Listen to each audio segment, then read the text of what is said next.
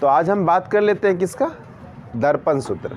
दर्पण आप बताएं दर्पण क्या होता है। सबसे पहले हम लोग दर्पण की बात करेंगे।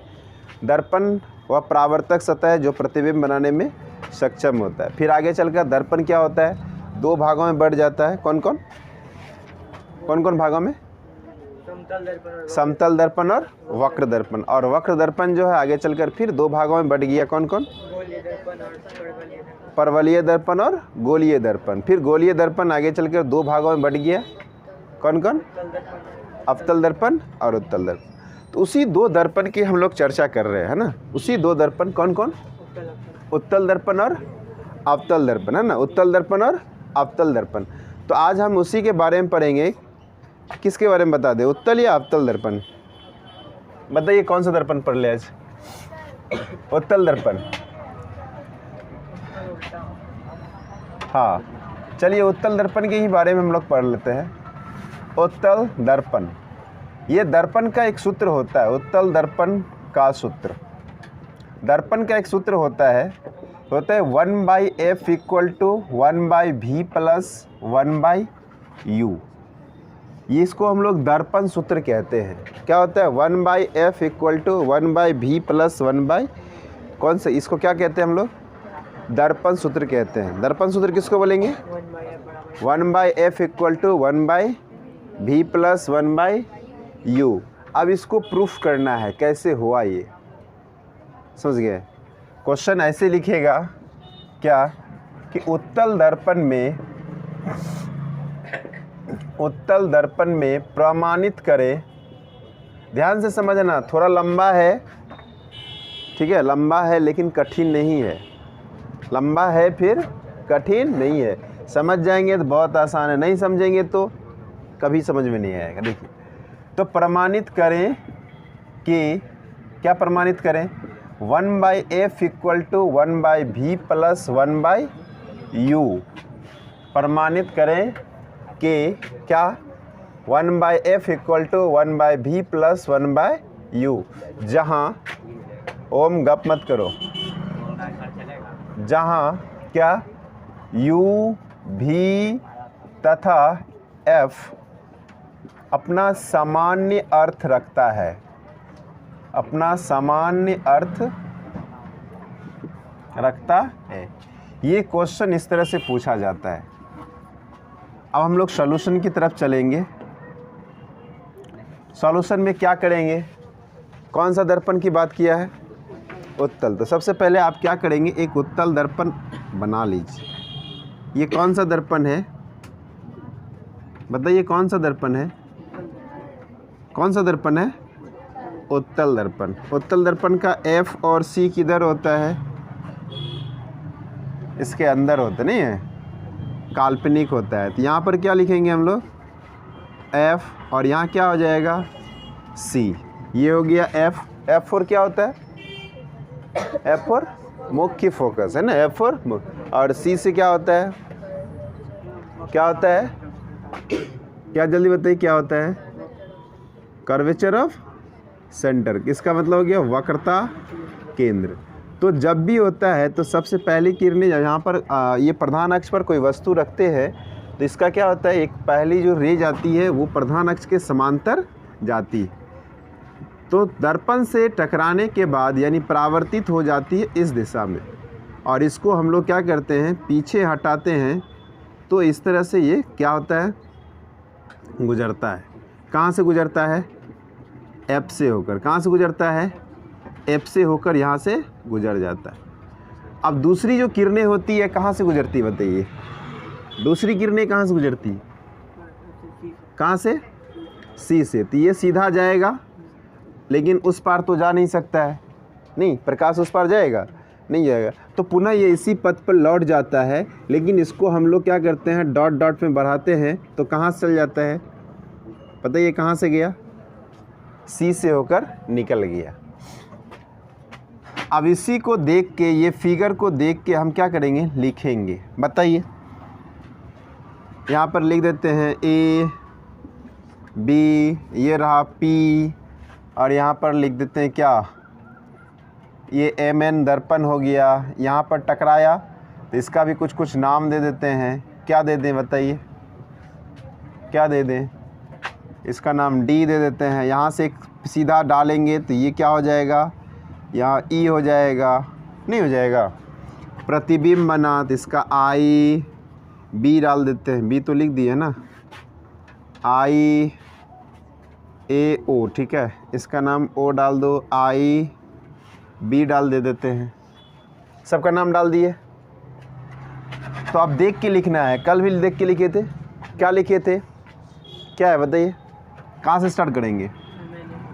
माना कि Mn एक कौन सा दर्पण है, उत्तल दर्पण है, नहीं है, जिसका प्रधान अक्ष, ध्यान से समझिए, जिसका प्रधान अक्ष कौन है, ए से लेकर सी तक, नहीं है, प्रधान अक्ष AC है, जिस पर क्या है, AO एक, अलग अलग बैठे, क्या है, AO एक क्या है, AO एक क्या है, जल्दी बताओ ना रे, AO क्या है, AO क्या है, वस्तु है, क्या बात करते हो, जिस पर क्या है, AO एक वस्तु, वस्तु का दूसरा नाम क्या होता है, बिंब भी कहते हैं ना। AO क्या है, वस्तु है, जिसका प्रतिबिंब, जिसका प्रतिबिंब कहाँ बन रहा है, IB, नहीं, जिसका प्रतिबिंब कहाँ बना, IB, नहीं, जिसका प्रतिबिंब IB कैसा बनना, जल्दी बताइए, जिसका प्रतिबिंब IB कैसा बना, जल्दी बताइए, कैसा है, वास्तविक है, कैसा है, काल्पनिक है। तो क्या लिखिए, जिसका प्रतिबिंब IB कैसा बना, काल्पनिक के साथ कौन जुड़ा होता है, सीधा, है ना, काल्पनिक के साथ कौन जुड़ा होता है, सीधा, और कौन है, वस्तु से बड़ा है कि छोटा है, जल्दी बताइए, वस्तु से बड़ा है कि छोटा है, ये भी नहीं दिख रहा आप लोगों को, गजब, वस्तु से क्या है, छोटा बनता है, नहीं, वस्तु से छोटा बनता है। यहाँ तक कोई दिक्कत, ध्यान से फिर से देख लो एक बार, हमने क्या बनाया, एक उत्तल दर्पण बनाया, जिसका नाम क्या रख दिए, M और N, ठीक है। इसी पर एक प्रधान अक्ष खींचे जो A से लेकर C तक पहुँचा, नहीं पहुँचा, और ये P से होकर गुजरता है, P को हम लोग क्या कहते हैं, ध्रुव कहते हैं। यहीं पर एक प्रतिबिंब बनाएंगे, नहीं, वस्तु को रखें जिसका प्रतिबिंब आपका यहाँ बनता है, नहीं, IB बनता है, बन रहा है ना, कैसा बन रहा है, काल्पनिक बन रहा है, कैसा बन रहा है, काल्पनिक बन रहा है, काल्पनिक बनेगा तो सीधा निश्चित होगा, है ना। अब आपको देखना है ये बड़ा है कि ये छोटा, बड़ा है, कौन बड़ा है, ये बड़ा है या ये बड़ा है, ये बड़ा है ना, वस्तु बड़ा है तो प्रतिबिंब छोटा है, तो वही लिखना है, जिसका प्रतिबिंब IB है ना, जिसका प्रतिबिंब नाम क्या है इसका, IB कैसा बना, काल्पनिक बना, सीधा बना, और कैसा बना, वस्तु से छोटा बना। यहाँ तक में कोई दिक्कत नहीं। अब आते हैं हम लोग, देखते हैं परावर्तन के नियम से, क्या देखते हैं, परावर्तन का नियम क्या कहता है उसको समझते हैं हम लोग, परावर्तन के नियम से। अब ध्यान से देखिएगा आपको, है ना, इसमें दो त्रिभुज, दो नहीं 4 त्रिभुज देखेगा, तो पहले हम लोग दो त्रिभुज को लेके उसको क्या करेंगे, कंपैरिजन करेंगे, मतलब उसको समरूप करने का कोशिश करेंगे। देखिए, एक बेस यहाँ से यहाँ तक आया, ध्यान से देखो, त्रिभुज खोजना बहुत ज़रूरी है। एक त्रिभुज यहाँ से यहाँ तक आया, दूसरी किरणें ये जा रहा है ना, नहीं जा रहा है, तो ये त्रिभुज बना, नहीं बना, कौन सा त्रिभुज है, कौन सा त्रिभुज है, क्या लिखेंगे आप, AO तथा त्रिभुज, इसी के अंदर एक त्रिभुज और बन रहा है, देखो ये है, ये त्रिभुज बना, कौन सा त्रिभुज बना, IBC में। अब इन दोनों त्रिभुज को क्या करना है, हम लोगों को समरूप करना है। तो समरूप होने के लिए क्या चाहिए, भुजा अनुपातिक हो सकता है, और या तो उसका कोण बराबर हो सकता है ना, क्या हो सकता है, 2 कंडीशन है, या तो आप भुजा को अनुपातिक कर दीजिए, या नहीं तो कोण को बराबर कर दीजिए। तो भुजा तो संभव नहीं है, भुजा के बारे में कहीं कोई जिक्र भी नहीं किया है, किया है, नहीं किया है, तो किसके बारे में जिक्र किया है, कुछ कोण को हम लोग ले लेते हैं। देखिए यहाँ पर ये वस्तु हमेशा क्या सीधा होता है, जब भी कोई वस्तु सीधा होगा तो 90 डिग्री के साथ आएगा, तो ये कोण 90 बनेगा कि नहीं बनेगा, तो यहाँ भी आएंगे तो ये भी सीधा बन रहा है, तो ये भी 90 बनेगा कि नहीं बनेगा। तो ये कोण बराबर होगा कि नहीं होगा, नहीं होगा, ध्यान से समझना है, होगा कि नहीं होगा, होगा। तो आप क्या लिखिएगा बताइए, OAC कौन सा एंगल बराबर कौन सा, IBC बराबर कौन सा, क्यों बराबर हुआ ये बताइए। क्योंकि प्रत्येक कोण जो है वो कितने डिग्री का है, प्रत्येक कोण कितना डिग्री का है, 90 डिग्री का है। अब ध्यान से देखिए, इस त्रिभुज की हम बात कर रहे हैं, ये कोण C को देखिए, कोण किसको देखना है, C को। तो क्या दूसरा वाला त्रिभुज में कोण C आ रहा है, नहीं आ रहा है। एक त्रिभुज ये आया, इसमें C आ रहा है ना, फिर ये वाला त्रिभुज लेंगे तो भी C आ रहा है, तो C दोनों में आ रहा है। जब C दोनों में आ रहा है तो क्या हो गया, बराबर ही होगा, नहीं होगा, उसको क्या बोलते हैं हम लोग, उभयनिष्ठ। कौन सा एंगल, ACO एंगल कौन सा, बराबर कौन सा, जल्दी बताइए, क्या बताइए, B नहीं ना, B आएंगे तो नीचे आ जाएगा, हमको C बीच में डालना है हर हाल में, ठीक है। ICB या BCI लिख सकते हैं, क्या लिखेंगे जल्दी बताइए, ICB नहीं, या BCI लिखिए, BCI, कोई दिक्कत। ये क्या आ गया, उभयनिष्ठ। हम जानते हैं ये कि अगर कोई भी त्रिभुज का दो कोण एक दूसरे का बराबर है तो तीसरा कोण अपने आप बराबर हो जाता है। तीसरा कोण क्या होगा, अपने आप बराबर हो जाएगा, ठीक है। तब दो कोण बराबर है, तीसरा कोण क्या हो गया, अपने आप बराबर। तो त्रिभुज का तीनों कोण एक दूसरे के बराबर हुआ। जब जब दो त्रिभुज में तीनों कोण एक दूसरे का बराबर हो जाता है तो वैसे त्रिभुज समरूप कहलाते हैं। क्या कहलाते हैं, वैसे त्रिभुज समरूप कहलाते हैं। ऐसे क्लास 10th में ही मैथ चैप्टर है, एक्सरसाइज 6 एक्सरसाइज पढ़ेंगे ना, तो उसमें समरूपता के बारे में पढ़ाया जाएगा, ठीक है।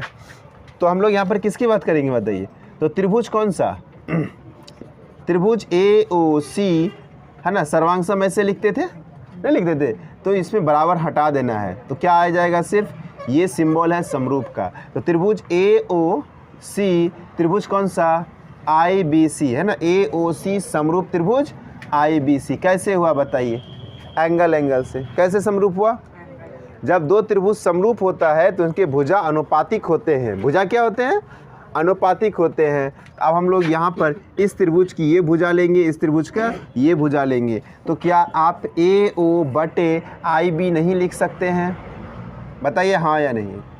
AO/IB नहीं लिख सकते हैं, ये भुजा, ये भी लंब है, ये भी तो लंब है, नहीं लिख सकते हैं। अब दूसरा क्या हो गया, इसका आधार ले लेंगे तो इसका भी आधार ले लेना होगा, तो इसका आधार क्या हो गया, A से लेकर C तक।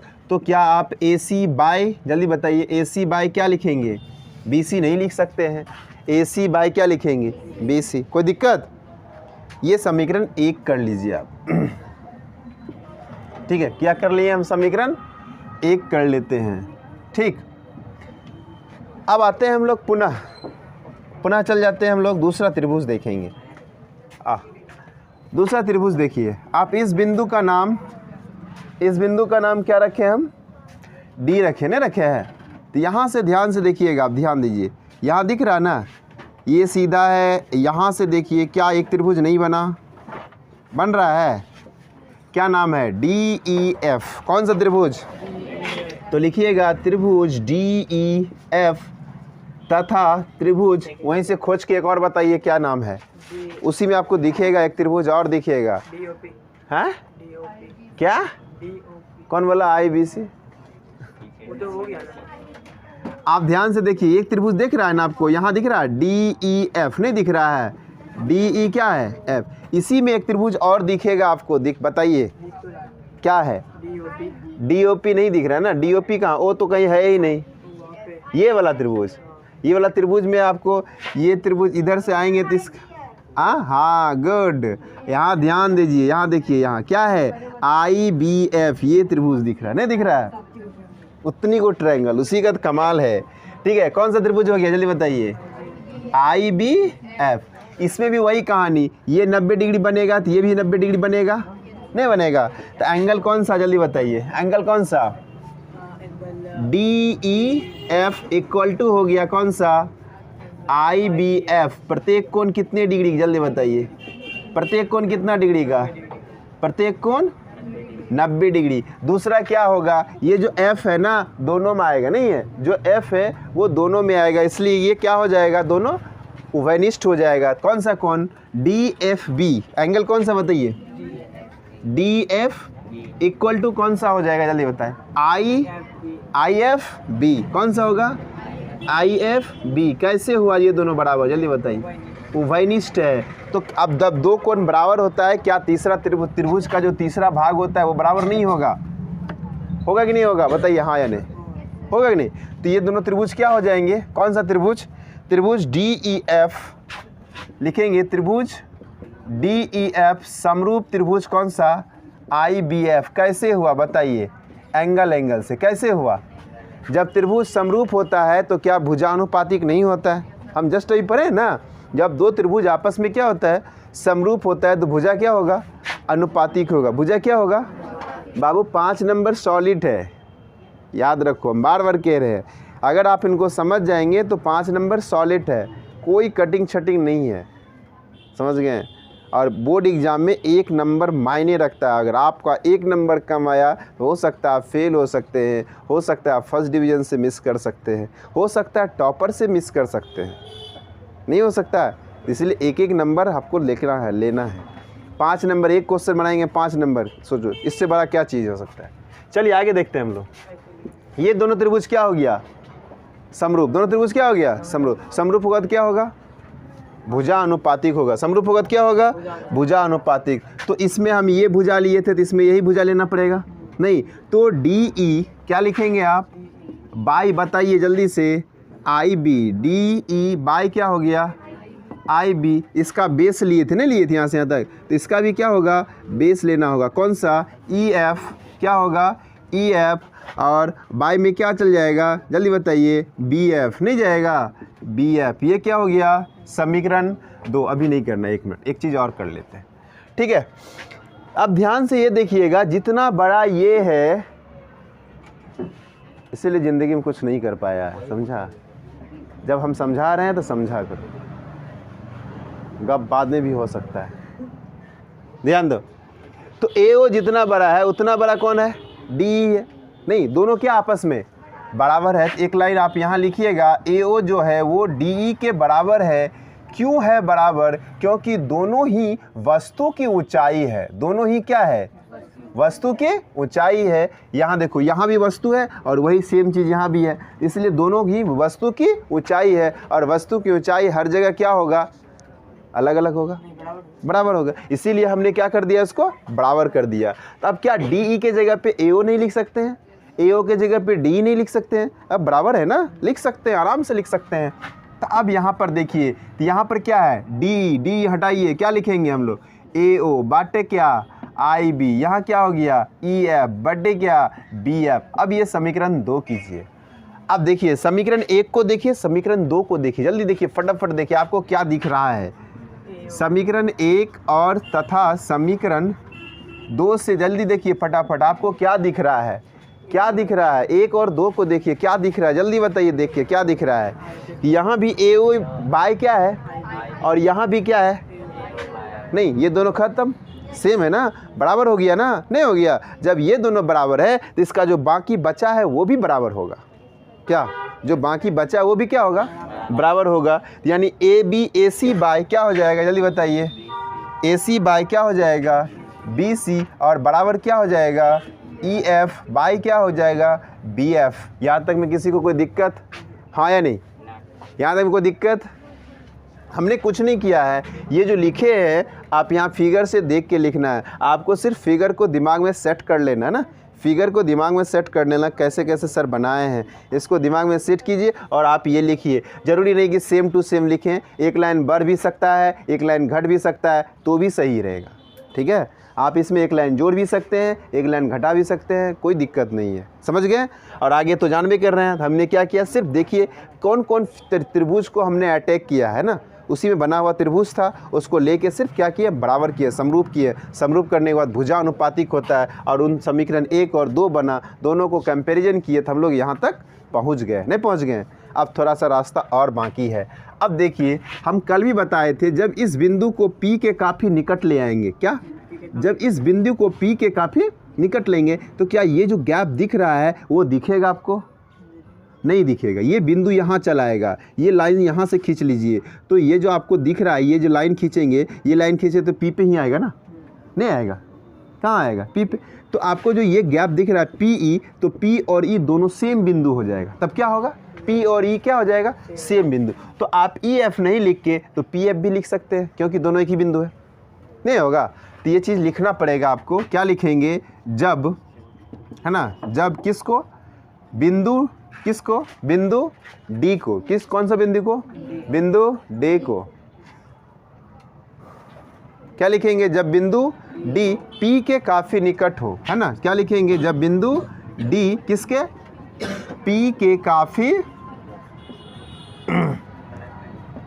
निकट, है ना, पी के काफी निकट हो, तो क्या होगा? तो क्या होगा? जो ई एफ है वो पी एफ बन जाएगा। बताइए जल्दी से, क्या सही बोल रहे हैं हम, गलत बोल रहे हैं? जो ई एफ है वो क्या बन जाएगा? पी एफ बन जाएगा। ई एफ जो है क्या बन जाएगा? P F. अब ई एफ किसके बराबर हो गया? पी एफ के जगह पे ई एफ को भी हटा देना है। किसको बैठा देना है? जल्दी बताइए, किसको बैठा देना है? किसको बैठा देना है? पी एफ को। तो आप यहाँ ए सी बाई बी सी, जहाँ ई एफ है, जहाँ ई एफ है उसको हटाइए और वहाँ पर क्या लिख दीजिए? जल्दी बताइए, क्या लिख दीजिए? कोई दिक्कत? कोई दिक्कत? हटाना है। इसलिए देखो हटा, आप पूछिए हटाते सर क्यों है? बताइए क्यों हटाते? कभी आपने पूछा? नहीं पूछा। क्यों? आप लोग खुद समझदार है ना, हमसे ज़्यादा समझदार, इसलिए पूछते ही नहीं कुछ। क्या करेंगे? मजबूरी में हमको खुद बताना पड़ेगा, अपना एक्सप्लेन खुद से करना पड़ता है, नहीं है ना? क्या? ठीक है, कोई बात नहीं है। देखिए हमने ई एफ को इसलिए हटाया कि ई से लेकर एफ तक को दूरी नापने के लिए कोई स्केल नहीं होता है ना, कोई पैमाना नहीं है, इसीलिए ई एफ को हटाना पड़ा, है ना? ई एफ को हटाना पड़ा, ठीक है। और 5-7 मिनट और लगेंगे, तब तक वहीं पर रखिए, ठीक है। तो क्या होगा? जो ई एफ है वो क्या बन जाएगा? पी एफ बन जाएगा। कोई दिक्कत? ई एफ जो क्या बन जाएगा? पी एफ बन जाएगा। कोई दिक्कत? हटा दिए। अब देखिए सबका जो चिन्ह होता है, क्या कहते हैं, सबकी जो नापाई होती है, नापा जो जाता है, जो स्केल पैमाना होता है, उसको ध्रुव से नापा जाता है। कहाँ से नापा जाता है? ध्रुव से। कहाँ से नापा जाता है? ध्रुव से। जैसे हम लोग कोई दूरी नापते हैं, है ना, कोई दूरी नापते हैं तो उसका कोई ना कोई क्या होता है? निश्चित पॉइंट होता है, नहीं होता है? अब यहाँ से हमको कटिहार जाना है तो कहाँ से नापेंगे? बताइए। अब बेलोड़ी से कटिहार जाना है, बताइए कैसे नापेंगे? बेलोड़ी से कैसे नापेंगे? कहीं पर ये थोड़ा लिखा होता है बेलोड़ी से इतना दूर कटिहार है, ऐसा नहीं होता। देखिए हर चीज़ का तो आपको क्या नापना होगा? अब यहाँ बेलोड़ी से कटिहार नापने से अच्छा ये है, ये है कि आपको यहाँ से कटिहार तक की दूरी पता है, पूर्णिया से नहीं, यहाँ से पूर्णिया से कटिहार तक की दूरी पता है। अब हमको यहाँ से सीधा बस स्टैंड से लेकर क्या हम बेलोड़ी तक नाप नहीं लें? नहीं समझे? नहीं समझे? समझ में आया कि नहीं आया? हम बेलोड़ी से कटिहार नापने के बजाय क्या करेंगे? हमको पूर्णिया से कटिहार तक की दूरी पता है, नहीं है? आपको क्या करना है? सिर्फ पूर्णिया से बेलोड़ी तक की दूरी नाप के पूरा दूरी में से अगर घटा देंगे तो नहीं निकल जाएगा वो दूरी? निकलेगा कि नहीं निकलेगा? तो वही काम यहाँ भी करना है ना? आपको वो नहीं करना है, वो मूर्ख वाला काम पूरा नापना नहीं है, ठीक है। कार्तिक क्या गणेश जी वाला बुद्धि लगाइए, तीनों लोग का तुरंत चक्कर लगा के आ जाइए, ठीक है। चलिए देखिए, आपको हर दूरी कहाँ से नापना है बताइए? पोल से। हर दूरी कहाँ से नापना है? पोल से, ठीक है। तो सब में पी आना जरूरी है। अब यहाँ से यहाँ तक नापना है तो कैसे नापेंगे? तो पहले पी से लेकर ए तक नाप लेंगे, पी से लेकर, अब फिर पी से लेकर सी तक। तो क्या P A plus P C नहीं लिख सकते हैं? ए सी को ए से लेकर सी तक, यहाँ से यहाँ तक दूरी नापना है तो पहले सबको बोले हम पी से, सबको कहाँ से नापेंगे? पहले यहाँ से उठाएंगे, फीता यहाँ तक पहुँचा देंगे, अब फिर यहाँ से नापेंगे यहाँ पर। कोई दिक्कत? तो पूरा ए सी हो गया ना, तो प्लस कर दिए, कोई दिक्कत नहीं। अगर ये 10 किलोमीटर, इधर भी 10 किलोमीटर, 10-10-20 किलोमीटर हो गया, नहीं हो गया? अब आते हैं हम लोग दूसरा में, क्या है? B C. बी से लेकर सी तक ये दूरी नापने के लिए मेरे पास ये बेलोड़ी है, ये कटिहार है, बेलोड़ी है, कटिहार, कैसे नापेंगे ये बताइए? अब इन दूरी को बैठ के नापे? नहीं नाप सकते। क्या करेंगे? हमको पूर्णिया से लेकर कटिहार तक की दूरी मालूम है, नहीं है? तो लिख लीजिए पहले, क्या लिखेंगे आप बताइए? पी सी, है ना? पूर्णिया से कटिहार तक की दूरी पता है क्या? P C. अब यहाँ से यहाँ तक घटा दीजिए तो क्या ये नहीं निकलेगा? नहीं रहे, तो क्या लिखिएगा माइनस पी एफ। ये तो P तो ऑलरेडी F में लगा हुआ है, नहीं लगा हुआ है, इसको कुछ कह ही नहीं सकते। बच कौन गया BF, B से लेकर यहाँ तक वही होगा कहानी। पहले P से लेकर F तक नापिए, कहाँ से P से F तक नापिए, और P से कहाँ तक लेंगे B तक ले लेंगे, P से लेकर B तक ले लेंगे। ठीक है, ये सब को कहाँ से नाप लिए हम लोग, पोल से। हमेशा याद रखना किसी भी चीज़ की इसमें जो नापना होगा, हर चीज़ की दूरी हम लोग पोल से नापते हैं। कहाँ से नापते हैं, पोल से नापते हैं, समझ गए। हर चीज़ की दूरी कहाँ से, पोल से।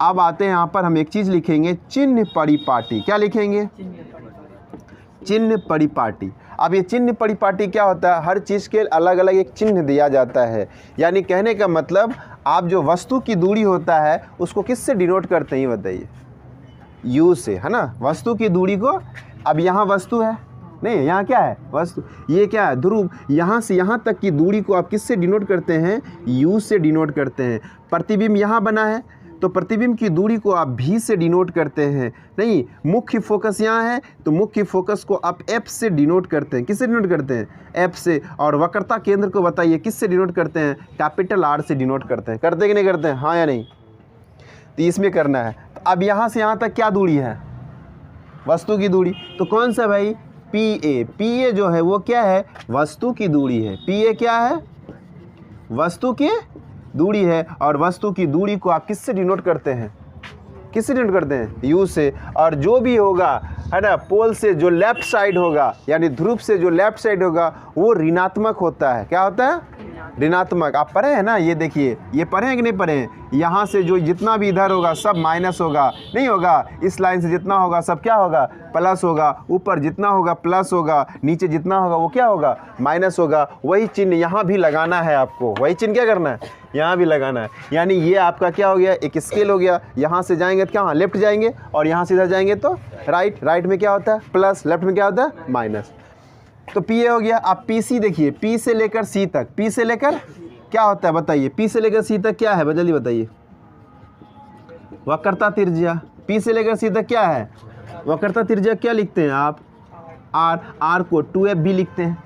नहीं, R किसके बराबर होता है, 2F के बराबर होता है। तीसरा PC हो गया। अब कौन आ गया बताइए, PF। F क्या है, P से लेकर F तक, F पर कौन है, फोकस। क्या लिखा हुआ है, मुख्य फोकस या फोकस दूरी।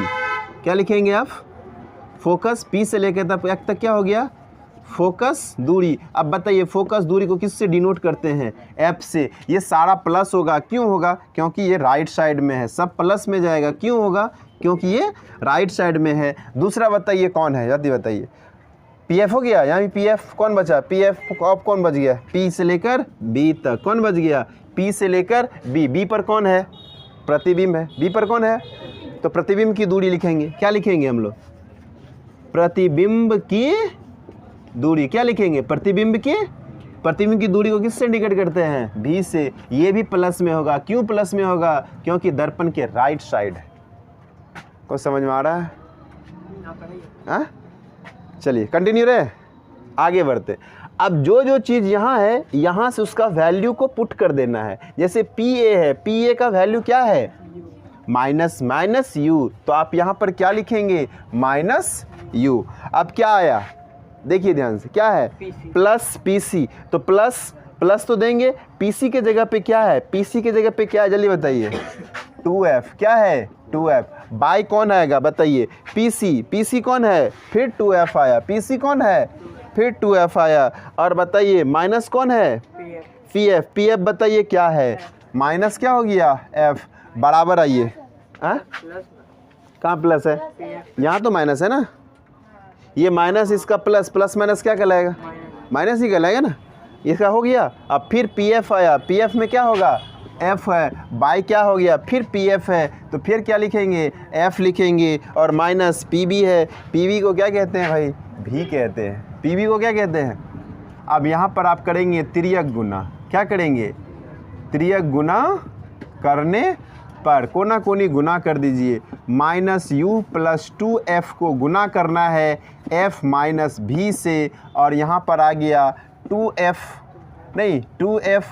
- F को गुना करना है किससे, F से करना है। ये लगता है कुछ गलत हुआ, PF कहाँ से आ गया भाई, बी सी, बी से लेकर सी तक है ना, बी से लेकर सी तक P C minus P B होगा। एफ कैसे लिख दिया है ना, यहाँ क्या होगा पी बी होगा। ठीक है, पी बी को यहाँ पर भी लिखते हैं, पी बी को क्या करते हैं भी लिखते हैं।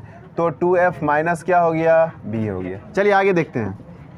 अब इसको गुना करेंगे ना, ये f को है फिर गप कर,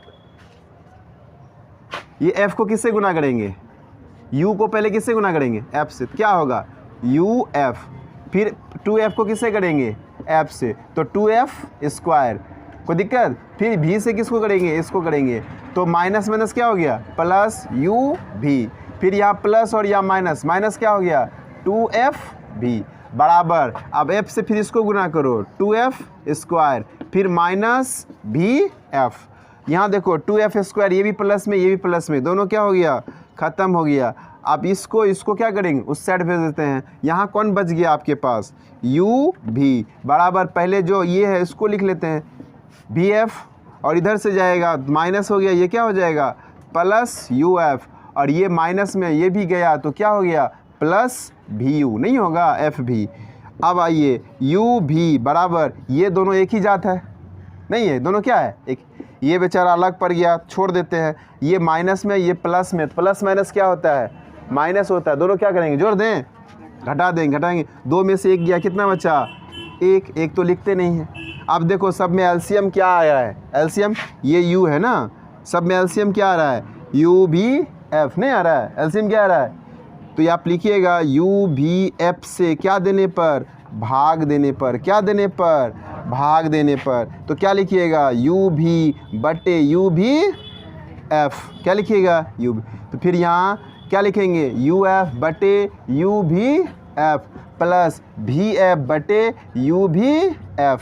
अब देखिए कौन कट सकता है, कौन कट जाएगा, कौन कट जाएगा, जो कट गया उसको काट दीजिए, क्या बचा 1 बाई एफ ने बचा 1 बाई बराबर, यहाँ कौन बचा 1 बाई भी, यहाँ कौन बचा 1 बाई u, बचा कि नहीं बचा, क्या इसी को प्रूव करना था, यस या नो,